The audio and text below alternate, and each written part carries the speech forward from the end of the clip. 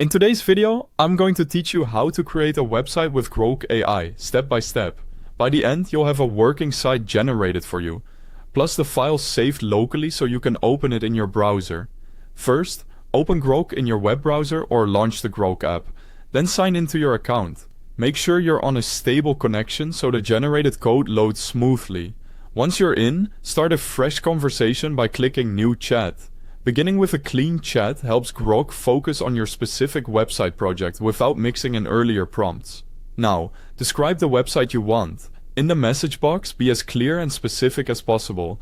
You can say something like, create a simple personal portfolio website using HTML and CSS. Build a responsive business landing page, or generate a basic e-commerce homepage layout. It helps to include the purpose of the site, the sections you want, like home, about, and contact. And the design style, whether that's modern, minimal, or a dark theme. If you already have ideas for colors or fonts, mention those too so the output matches your brand. Press enter to submit your request. Grok will generate the website's code, typically in HTML and CSS, and sometimes JavaScript when needed. While that's loading, a quick note.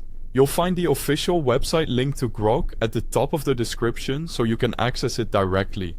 If you prefer the app version, there's a download link at the top of the description as well. If the first version isn't exactly what you want, ask Grok to refine it. You can request animations, a responsive layout that looks great on phones and tablets, an improved section structure, or a simple contact form. If you plan to use a framework, ask Grok to convert it to React. It will update the code based on your instructions, so iterate until it feels right.